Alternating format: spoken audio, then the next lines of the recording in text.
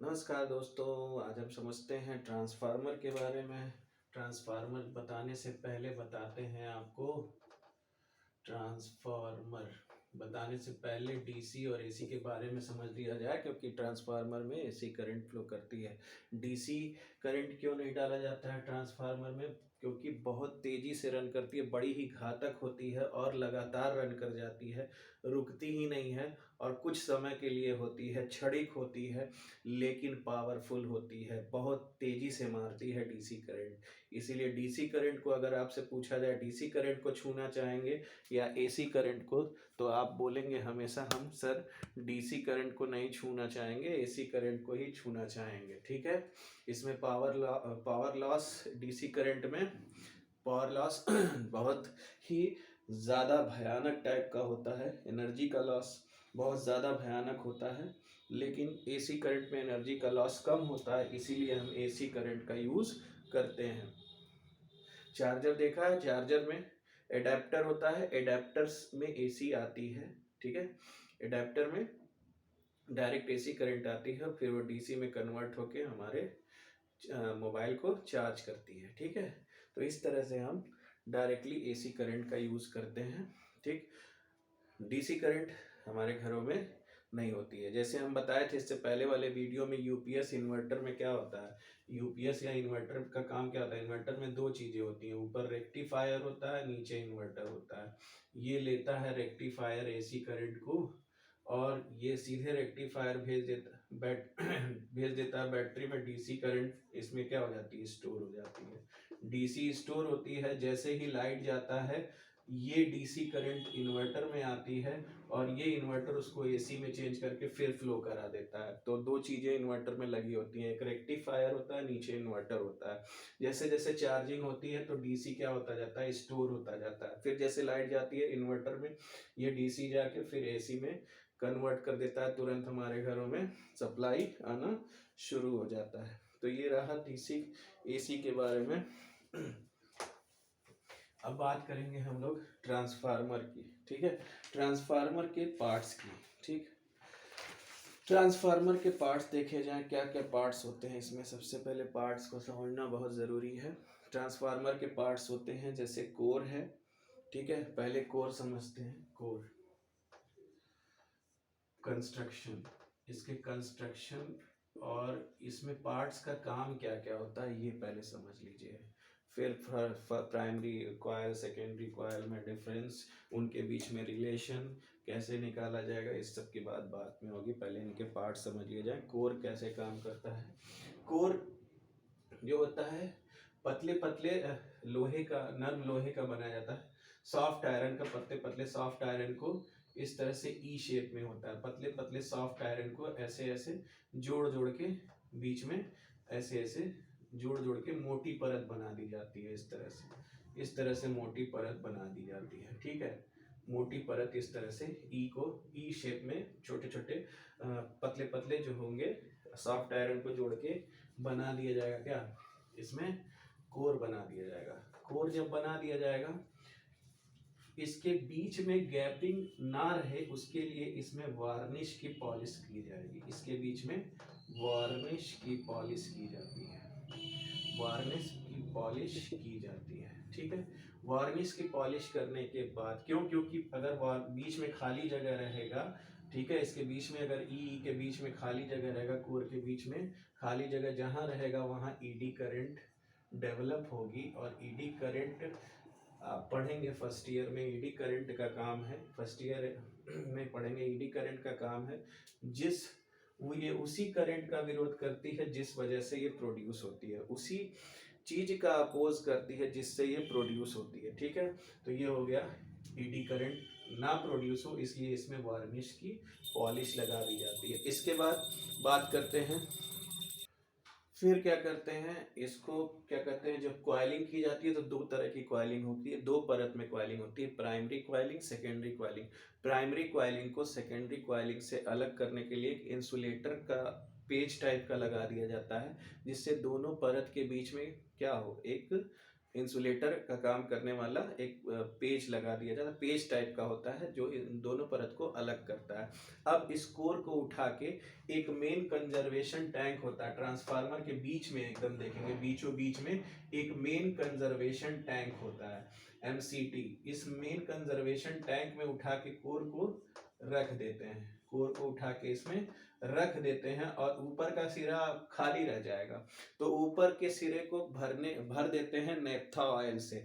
अगर ऊपर के सिरे को यहाँ नहीं भरेंगे नेप्था ऑयल से तो यहाँ भी ईडी करंट जनरेट हो जाएगी, जो सदा उस चीज का विरोध करेगी जिससे ये उत्पन्न हुई होगी, ठीक है।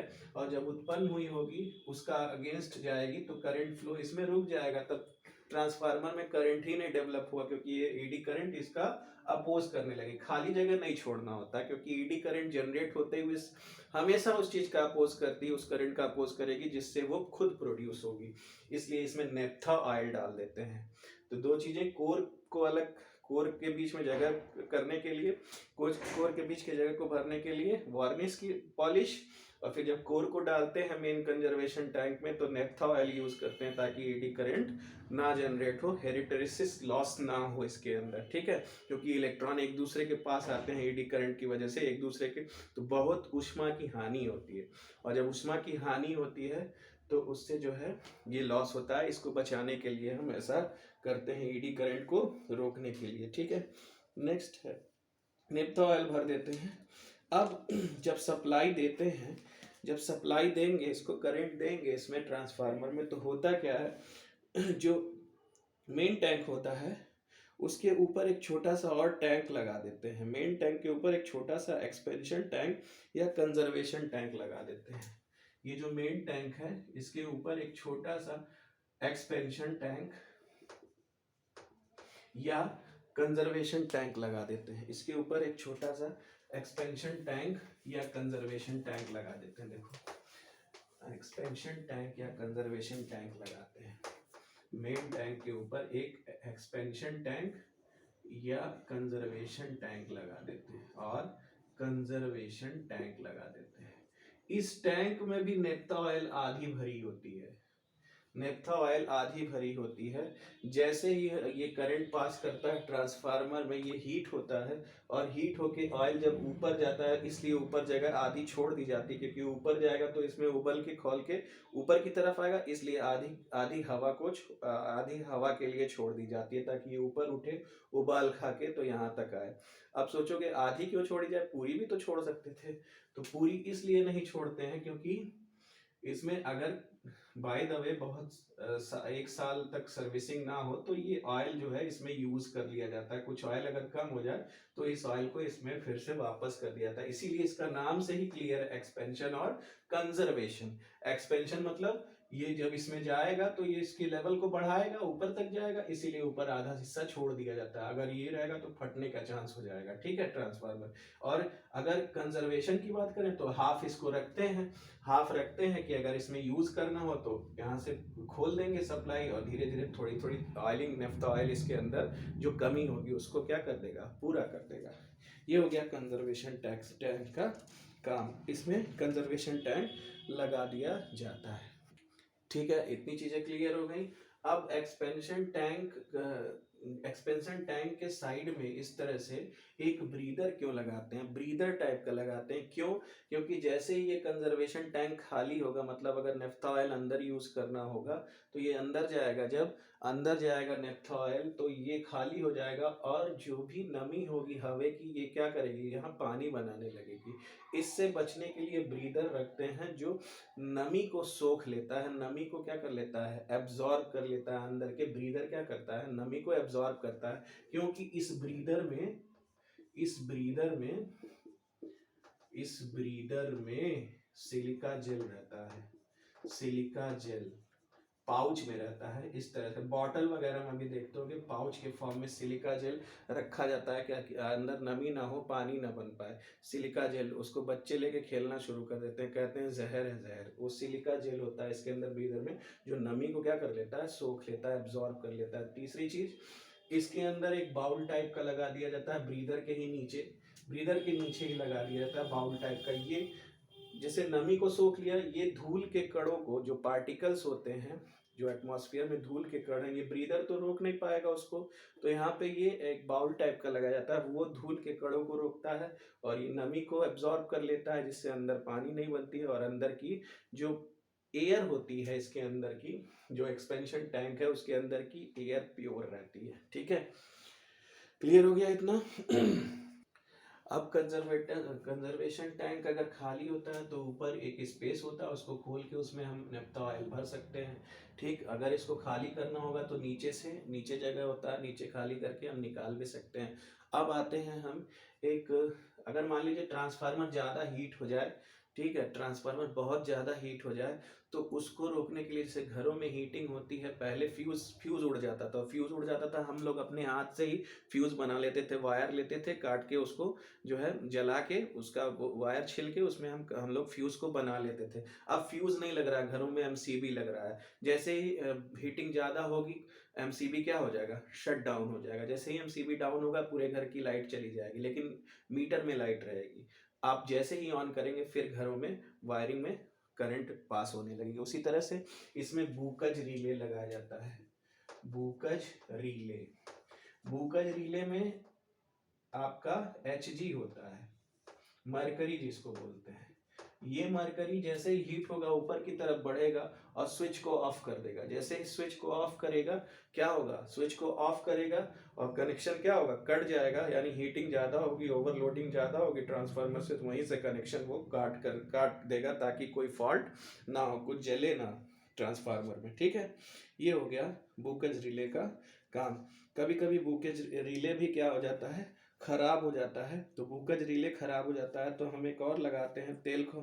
मान लीजिए जो नेफ्था ऑयल है वो बहुत खौलने लगे, ठीक,